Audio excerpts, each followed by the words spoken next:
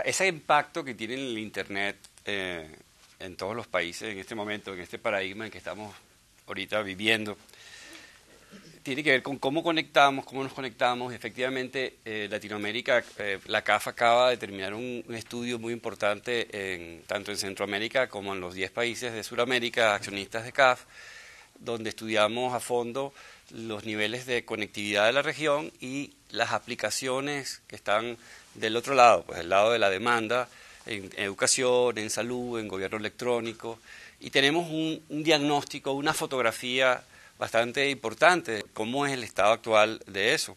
Un informe que todavía no ha sido publicado, pero que ya pronto lo será. En ese sentido, una de las cosas interesantes que surge de ese estudio es que Latinoamérica tiene capital humano de primera línea. O sea, tenemos gente de altísimo nivel en diferentes especialidades. Tanto o quizás un poco per cápita, un 80%, un 90% de lo que puede ser España, por ejemplo, o un 60% o un 50% de lo que puede ser Dinamarca, digamos, por decir dos países de diferente nivel. Sin embargo, la posibilidad de crecimiento, de que esos capital humanos se traduzcan en emprendimiento, en nuevas empresas, en nuevos productos y servicios conectados a Internet, es que por cada 100 aplicaciones o por cada 100 productos y servicios que se producen en España, se produce uno en Latinoamérica. Es decir, ese enorme capital humano que tenemos no se traduce, sin embargo, en bienes y servicios aguas abajo. De manera que, si bien es cierto que tenemos que conectarnos porque es una condición necesaria, hace falta que del lado de la demanda se generen esos nuevos productos y servicios. En ese sentido, Carlota, en tus teorías mencionas del modelo de desarrollo dual, que en Latinoamérica lo mencionaste en la CEPAL en el año 2009, creo, o 2008, no recuerdo, pero que fue un impacto tremendo en todas las discusiones de desarrollo. Ahí hablabas del modelo dual, ¿no? Me gustaría que nos menciones un poco en este contexto de este tipo, cómo son las empresas, las pymes siguen siendo las pymes, qué aparece nuevo. Cuéntanos un poco en esta nueva situación, de este paradigma en Latinoamérica, cómo ves la situación. Bueno, yo he venido planteando que nosotros tenemos que tomar en cuenta las economías más dinámicas como mercado, y esas son las economías del Asia.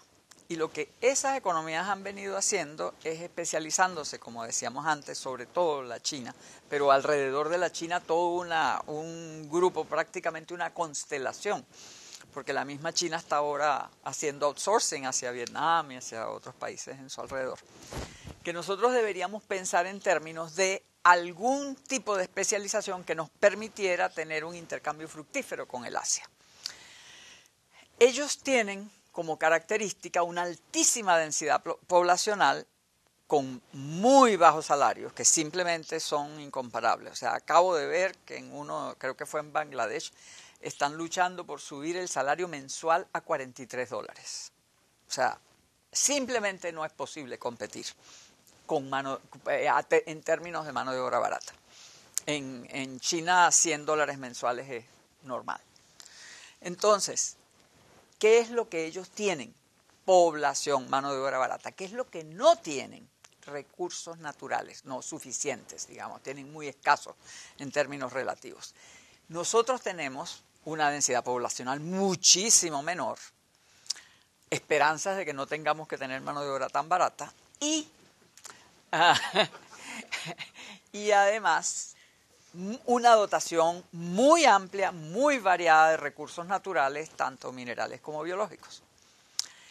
Entonces, lo lógico, y tenemos algo más. Esa es nuestra característica, pero además tenemos una historia de haber intentado un proceso, por cierto, muy exitoso de sustitución de importaciones para industrializarnos, muy exitoso, digo yo, no porque hayamos logrado aprender a hacer nuestros propios automóviles ni nuestras propias refrigeradoras, sino porque alrededor de esas industrias sí pudimos generar nuestra propia capacidad en la industria de procesos. Nosotros sí sabemos hacer cerveza, nosotros sí sabemos hacer agroindustria, nosotros sí sabemos de química y sí sabemos de muchas cosas que tienen que ver con las industrias de procesamiento y no las de fabricación.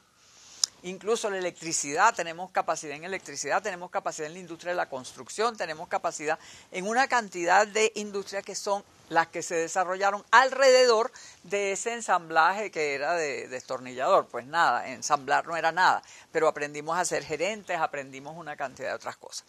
Entonces, la herencia que traemos de allí es una cierta experticia en industrias de procesos. Además, los premios y los reconocimientos internacionales que tiene América Latina son todos en la ciencia de la vida, ciencia de materiales. Ahí es donde estamos incluso en el terreno científico mejor equipados.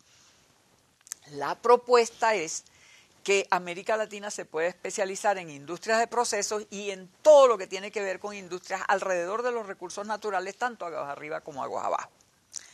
La razón de esta idea del modelo dual es porque la industria de procesos es de alta capacidad tecnológica, su personal, digamos, el perfil profesional, no es de mano de obra barata, no es de mano de obra sin calificación, y resulta que nosotros como continente tenemos la peor distribución del ingreso. O sea, nosotros tenemos unos niveles de pobreza absolutamente inaceptables en términos comparativos, y por lo tanto es inconcebible que hagamos un desarrollo en unas industrias que no generan mano de obra y que ignoremos el resto, el otro problema. Entonces yo lo que propongo es, en base a esos mismos recursos naturales, hacer todo un desarrollo con pequeñas y medianas empresas, con clústeres, etcétera, pero no solamente la pequeña y mediana empresa usual de las ciudades, sino que además tomemos cada rincón del territorio, encontremos su vocación productiva y logremos hacer de eso generación de riqueza. En lugar de combatir la pobreza mediante la distribución del ingreso,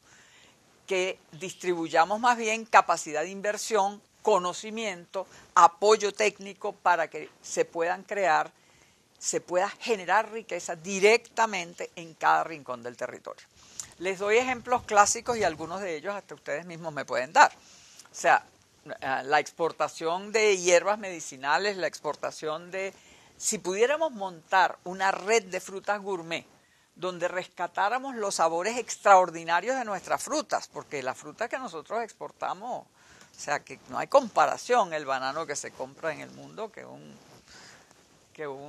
cambur manzano, ¿no? O sea, eso no llega, ni llega lo que era la verdadera lechosa, ni llegan lo que eran muchas de nuestras frutas maravillosas. Todos nuestros países tienen frutas deliciosas que no pueden ser industrializadas hasta ahora porque les falta la tecnología que les permite, la tecnología y las redes tendríamos que montar. Entonces, sería posible hacer eso y sería posible incluso pensar en términos de exportación, no solamente en términos, muchas otras cosas pueden ser para el mercado interno o servicios para las mismas industrias que serían en cada país las que están basadas en sus recursos naturales principales, con mucha tecnología agregada para crear materiales especiales, de pronto modificar la madera. Los brasileros han logrado, por ejemplo, con el eucalipto, generar una madera que es caoba prácticamente. Y tienen un éxito enorme con eso, porque eso fue tecnología desarrollando todo tipo de cosas, y así les puedo dar muchísimos ejemplos. Entonces, ¿qué pasa abajo? ¿Por qué es posible que nosotros logremos muchísimas empresas pequeñas, tanto a nivel del territorio como a nivel de alta tecnología? Resulta que en el modelo de producción en masa era necesario movilizar enormes cantidades. Cada vez yo fui funcionario público, yo fundé la Dirección de Tecnología del Ministerio de Fomento, y en muchos casos, gente que tenía productos extraordinarios que de verdad se deberían haber podido exportar, en cuanto intentábamos hacer el esfuerzo, resulta que les pedían 15 containers al mes. Y 15 containers, este señor podía producir uno. A veces eran 100 containers que querían, porque los niveles de distribución no permitían producir pequeñas cantidades. Entonces, una de las cosas que ha cambiado, y uno lo ve cuando viaja, es que hay tiendas que venden montones de cositas, que ahora son tiendas especializadas, una que vende solo medias. Y entonces, claro, produce en pequeñas cantidades para ese tipo de cosas. O las tiendas naturistas, o cualquier supermercado. Uno entra a un supermercado y hay 14 tecnologías distintas para cereales, y desde lo más orgánico hasta para diabéticos, que no tiene gluten, que no tiene no sé cuánto. Y todas esas cosas son producidas en mucha menor cantidad de lo que era clásico en el pasado. Entonces, los sistemas de transporte, los sistemas de distribución, los sistemas no solamente los sistemas que llevan las cosas al consumidor, pero los hábitos del consumidor, que ahora están dispuestos y además exigen variedad, exigen peculiaridades. Ese cambio ha generado posibilidades enormes para lo que son las cosas sencillas. Pero hay otro fenómeno, que es la diferencia entre lo que podríamos llamar la pyme y lo que yo he venido llamando la EPIC, que son las empresas pequeñas intensivas en conocimiento.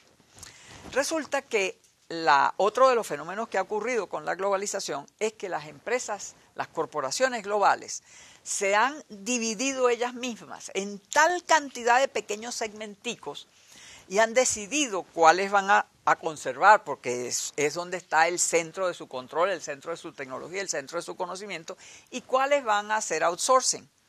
Bueno, al hacer eso, han creado la posibilidad de que cada uno de estas empresitas que les dan el servicio de outsourcing se conviertan en empresas especializadas en ese pedacito.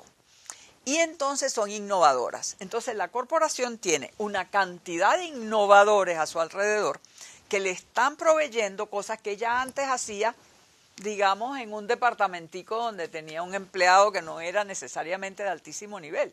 Entonces se eleva todo las condiciones innovativas de cada una de las empresas corporativas, pero también se crea una cantidad de empresas de servicio que le sirven a esta corporación, y no solamente a ella, sino que una vez que hay una gente que está especializada en un servicio de altísimo nivel, pues se lo vende a esta corporación que fue quien se lo pidió y después a muchas otras.